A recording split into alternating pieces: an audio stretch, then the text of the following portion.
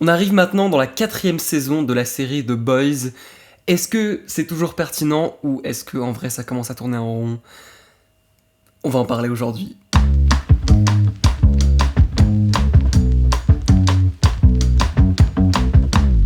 Bonjour à tous, j'espère que ça va bien. Aujourd'hui on parle de la saison 4 de The Boys.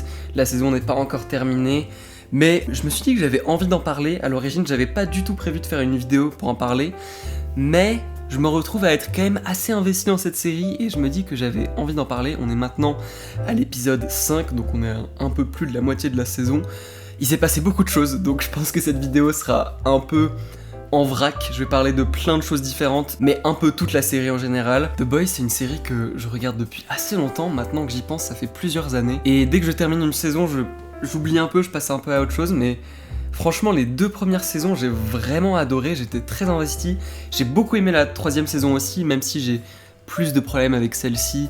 Et maintenant, je trouve qu'on arrive à un stade avec la saison 4 où, ok, est-ce que ça devient pas un petit peu répétitif? Est-ce qu'on n'aurait pas envie que les choses se terminent ou que l'histoire change vraiment drastiquement? Et en vrai, en commençant cette nouvelle saison, j'avoue que j'ai pas été très impressionné par, je dirais, les 2 premiers épisodes. Je trouvais que c'était un petit peu tout le temps la même chose. D'un point de vue narratif, je me suis un peu fait la réflexion qu'on tourne un peu sur les mêmes sujets, les mêmes types d'histoires. Toute la partie où le personnage de Butcher va voir Victoria Newman et ils essayent de se corrompre un peu. Enfin, je sais pas, ça m'avait pas trop passionné et je trouve que la série met du temps à se mettre en place, mais maintenant, au stade où on en est, après avoir vu les épisodes de 3, 4 et 5, je suis beaucoup plus investi dans cette série. On peut commencer par parler des nouveaux personnages introduits dans cette saison. Chaque saison, en vrai, il y a vraiment des gros nouveaux personnages, des nouveaux super-héros, enfin, des méchants en vrai. Ici, on a 2 nouvelles super-héroïnes qui sont des commentaires socio-politiques très forts. On a le personnage de Sister Sage et Firecracker. Donc Sister Sage qui est censée être la femme la plus intelligente de la planète.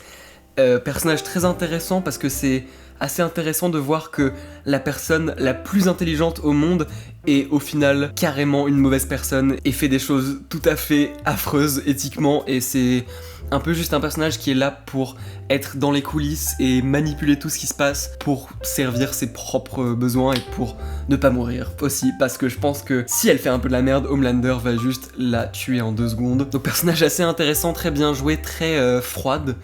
Et d'autant plus intéressant que ça soit une personne racisée, ça rajoute encore un autre niveau à son personnage. Et le fait que dès qu'il y a un super-héros noir dans The Seven, Vought est juste là genre « Regardez, on a des super-héros noirs !» Et même qu'on va faire un film avec que les personnages noirs. C'était très drôle et en même temps genre horrible. On a ensuite le personnage de Firecracker, qui, encore une fois, est un parallèle à beaucoup de personnalités politiques en 2024. Beaucoup de gens qui s'inspirent de Trump et le fait de juste dire tout et n'importe quoi. La gauche force des gens à faire des transitions sexuelles et c'est vraiment pas du tout dans la subtilité. En même temps, The Boys, c'est une série qui n'a jamais trop été dans la subtilité et je pense que c'est assumé. Mais là, ça marche bien, c'est à la fois drôle et en même temps affreux. Et j'aime bien le fait que son personnage ne croit pas particulièrement ce qu'elle dit et que c'est un peu juste pour servir ses intérêts, encore une fois. Toute sa relation avec Starlight aussi est assez intéressante, même si bon, c'est pas forcément ce que je trouve le plus intéressant pour ces personnages. Le fait qu'il y ait ces 2 meufs qui se détestent, bon évidemment ça crée de la tension dramatique, et en même temps le fait de ramener des trucs du passé de Starlight comme ça, bon je sais pas, c'était pas ma partie préférée, mais en tout cas ces nouvelles inclusions sont assez chouettes, et à chaque saison ils arrivent quand même à se renouveler par rapport aux nouveaux personnages qui sont introduits et à explorer des nouvelles thématiques à chaque fois. Donc pour le coup, ça c'est un truc que je trouve toujours très réussi. Tant qu'on parle des super-héros, on peut toujours parler de Homelander qui, franchement, est genre un des points les plus forts de la série. Un personnage qui est tout aussi odieux et détestable. Genre j'ai rarement autant détesté un personnage fictif et j'ai jamais eu autant envie qu'un personnage meure que Homelander, genre vraiment. Mais ça c'est pas nouveau, c'est depuis la saison 1. Mais il est tout aussi affreux, tout aussi terrifiant, drôle aussi par moments. Vraiment, Anthony Starr, quel acteur incroyable. C'est quand même pas évident de non seulement jouer un méchant qui est vraiment terrifiant et en même temps jouer quelqu'un d'aussi fragile et aussi fucked up quoi. Genre le mec a eu, bah oui, je pense qu'avec l'enfance qu'il a eu, tu peux pas être une personne normale et il est vraiment bizarre et malaisant tout en étant une présence terrifiante qui fonctionne très bien. Et là, le fait d'avoir son personnage avoir un peu une crise de la quarantaine ou enfin une crise de milieu de vie quoi, c'est assez intéressant et ça permet d'explorer le fait que Homelander est quand même un peu humain, il vieillit et ça le fait péter un câble, il n'est vraiment pas content. L'épisode 4 où il retourne dans le sorte de laboratoire où il a passé toute son enfance, cet épisode était franchement génial, en même temps horrifiant, et c'était un des rares moments où tu te dis genre ok, c'est un peu compréhensible que Homelander ait envie de tuer tout le monde dans la pièce, autant d'habitude c'est juste affreux et terrifiant, autant là t'es là genre ouais bon, ce besoin de vengeance est compréhensible même si ça reste cruel et malaisant, et oh mon dieu il y a des scènes wow, c'était intense quoi. Et il y a des moments où Homelander il rigole, on aurait vraiment dit le Joker quoi, ce mec n'est pas bien dans sa tête.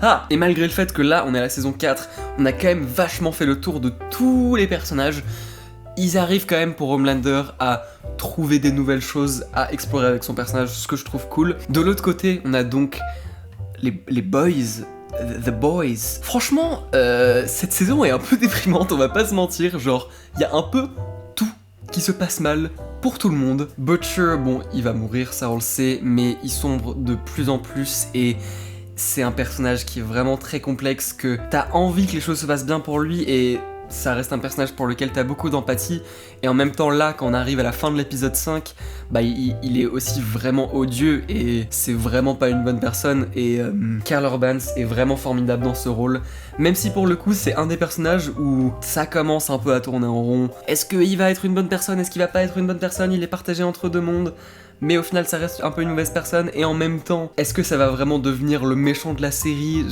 C'est quand même un personnage où t'as envie qu'il y ait une scène satisfaisante où il tue Homelander, je sais pas.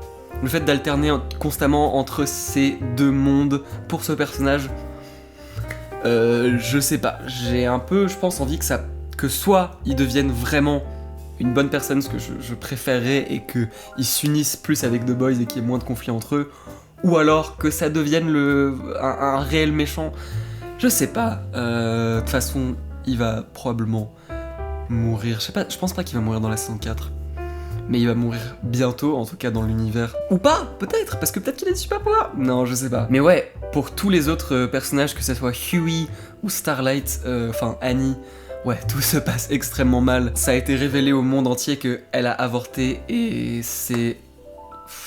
Du coup, tout le monde la déteste, et pile quand les choses commençaient à se passer un peu mieux, il y a ça qui arrive, c'est vraiment l'angoisse. Le moment où c'est révélé par Firecracker à la télévision qu'elle a avorté de son enfant il y a quelques mois et qu'elle arrive sur scène et qu'elle lui pète la gueule, c'était horrible comme scène, c'était tellement genre non, ne fais pas ça, il y a des caméras sur toi, oh.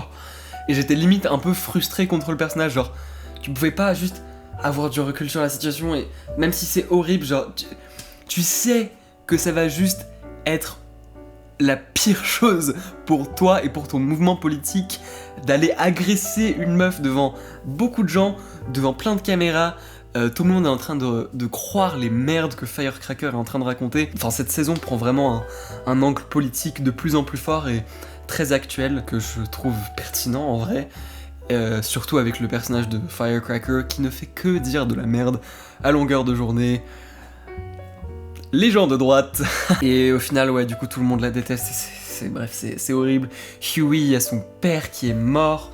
Oh là, toute cette storyline était folle aussi, et c'était assez horrifiant. Donc le père de Huey qui revient. Et au début, tout se passe bien, et après, il tue tellement de gens. Et c'était horrible comme séquence. Et la scène où donc son père meurt était très émouvante. J'ai trouvé ça très bien joué. Et pour le coup, Huey, c'est vraiment un des rares personnages de la série qui est une bonne personne. Et encore dans la saison 3, on avait un peu exploré des parties un peu plus moches de sa personnalité, son besoin de vengeance, ou toute la période où il avait des super pouvoirs en prenant du temporary V. On avait un peu exploré ça, mais là pour le coup, sur les 4 saisons, ça reste quand même une personne qui prend des décisions morales et pour qui t'as envie que tout se passe bien. Pareil pour Starlight. Starlight et Hughie, c'est vraiment les deux bonnes personnes. MM aussi, à la limite, parce que de l'autre côté, t'as Frenchie qui part de plus en plus en couille et qui est, je pense, objectivement pas une bonne personne, même si, évidemment, c'est un personnage très attachant et voilà quoi, tu veux que le meilleur pour lui, mais effectivement il se détruit lui-même et a fait plein de choses éthiquement très questionnables, ce qui est d'ailleurs un gros point dans cette saison. C'est un peu compliqué de parler de cette saison parce qu'il y a tellement de personnages, il y a tellement de storylines.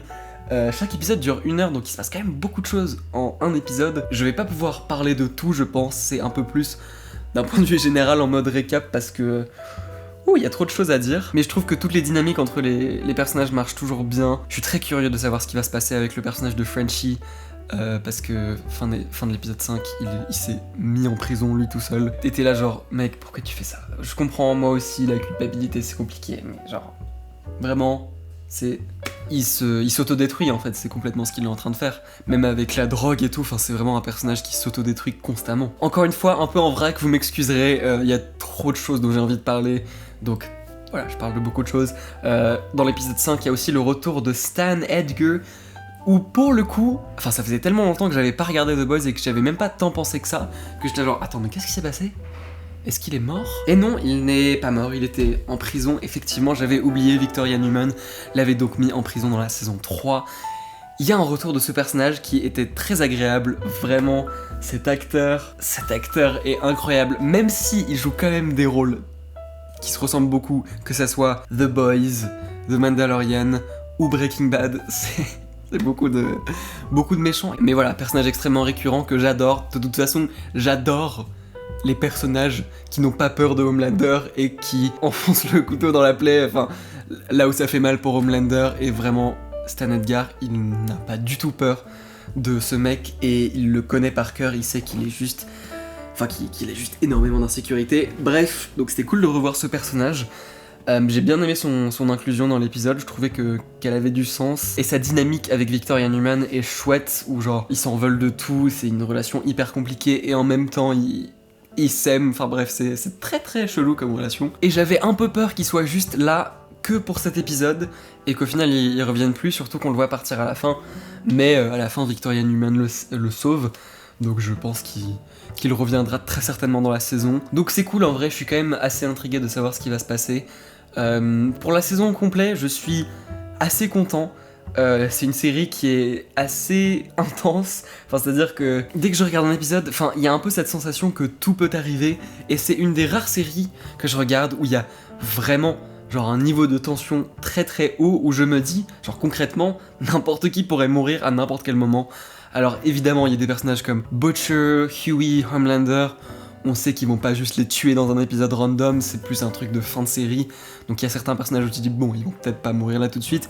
Mais sinon, franchement, je pense qu'il y a plein de personnages principaux qui pourraient mourir, ça m'étonnerait pas du tout, et il y a un réel sentiment de danger dans cette série qui fait vraiment du bien. Il y a un peu une tension constante, même toute la séquence où le père de Hughie a des super pouvoirs. Moi j'étais là genre, à tout moment la mère de Hughie peut mourir, à tout moment Hughie est genre dans un coma pour le reste de la saison, bref, tout peut arriver, donc c'est assez agréable et ça rend ça, c'est assez rafraîchissant en fait. La série est toujours extrêmement gore, avec beaucoup de sexe aussi, voilà, rien de neuf là. Je trouve que quand même après 4 saisons, il y a toujours des choses qui sont affreusement malaisantes. Il y a des trucs où tu t'y habitues un peu, genre maintenant quand je vois des têtes qui explosent, je suis là genre... Oui, bon voilà, c'est des têtes qui explosent, c'est The Boys. Tandis que la première fois que c'est arrivé dans la saison 2, c'était un vrai choc. Déjà parce que ça arrivait dans une scène de façon complètement inattendue, dans la scène au tribunal. Mais là, j'avoue que il y a des trucs comme ça où je me suis un peu habitué.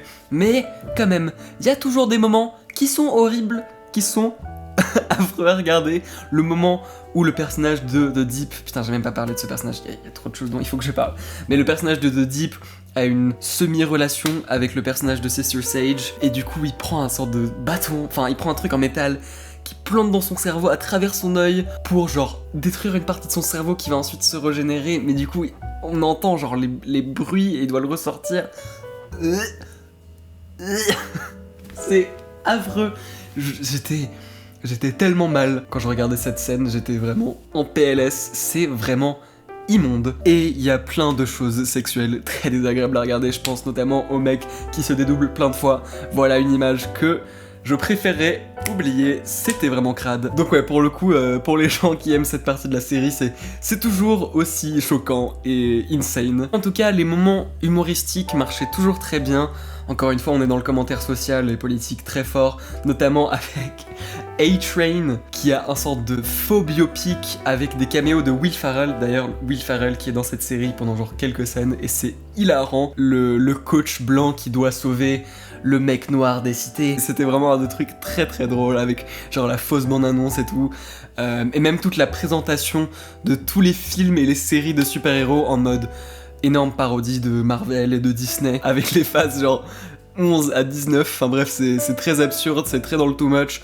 On est encore une fois pas trop dans la subtilité, mais c'est effectivement très drôle, notamment avec le film avec les 3 personnages noirs qui s'appellent Black to It. C'est horrible, c'est extrêmement drôle. Ce commentaire sur Disney et le capitalisme et le fait de juste faire énormément de films qui n'ont pas trop d'âme, c'est super, c'était extrêmement drôle. Ça a toujours été un truc récurrent, cette parodie des super-héros et de notre culture des super-héros en 2024 qui marche toujours aussi bien. Bref, donc j'ai un peu été déçu par le début de la saison. J'ai senti que ça a mis du temps à se mettre en place et que on tournait pas mal en rond avec beaucoup de personnages, mais plus la série avance, plus je suis quand même intrigué. Je trouve que c'est une série qui arrive à rester drôle, qui arrive à rester surprenante par rapport à certaines choses, moins dans d'autres, mais en tout cas, pour la suite, je sais vraiment pas ce qui va se passer, donc ça c'est plutôt agréable. Je pense notamment à, dans l'épisode 5, tous les animaux qui prennent du Gen-V et qui ont des pouvoirs incontrôlables. C'était genre à la fois horrifiant et extrêmement drôle, c'était très The Boys finalement. Donc bref, je sais pas trop si je donne de notes vu que là on parle de la saison jusqu'à maintenant. Je pense que le début de la saison c'est genre 6 ou 7, et plus on avance dans la saison on s'approche plus de genre 8 sur 10.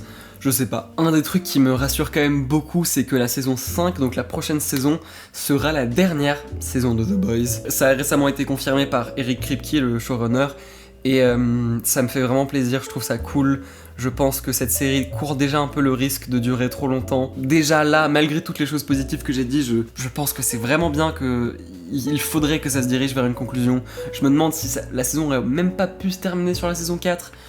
Mais bon, je fais confiance à Eric Kripke. Pour l'instant, on est quand même à un niveau de qualité qui reste toujours plutôt bon, même visuellement.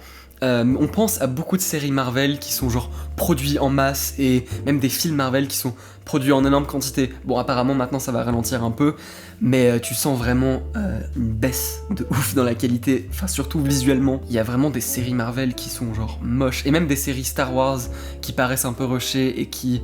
genre visuellement, on dirait que le budget a été grave coupé alors que c'est Star Wars, c'est Disney. Et là, tu compares ça à The Boys, et franchement, toutes les saisons, c'est propre, les effets spéciaux sont vraiment convaincants. Voilà quoi, il y a toujours un... Je me répète un peu, mais ouais, il y a toujours un certain niveau de qualité qui reste le même. Donc effectivement, on attend 2 ans pour avoir une saison, et en même temps, dès qu'il y a une saison, bah ça a de la gueule quoi, c'est vraiment bien. Donc franchement ça fait plaisir, on verra pour la suite. Donc je pense que je vais faire d'autres vidéos pour parler des prochains épisodes. Il en reste 3 du coup, 6, 7, 8. Je sais pas si je vais faire des vidéos individuelles sur chaque épisode, ou alors j'attends la fin de la saison et je fais un récap de la saison, un peu comme j'ai fait aujourd'hui. Bref, on verra. Mais dites-moi dans les commentaires, qu'est-ce que vous en avez pensé? Est-ce que vous regardez The Boys? Est-ce que vous trouvez que cette saison est aussi bien que les précédentes? Voilà, on se voit très vite pour d'autres vidéos. Donc maintenant évidemment Doctor Who c'est fini, mais j'ai d'autres vidéos sur d'autres sujets qui vont arriver, un niveau de régularité différent du coup, mais même j'ai envie de faire des vidéos qui parlent pas que de séries mais de musique et de films. Bref, tout ça arrive. Je vous dis à très bientôt pour de nouvelles vidéos. Je vous fais de gros bisous.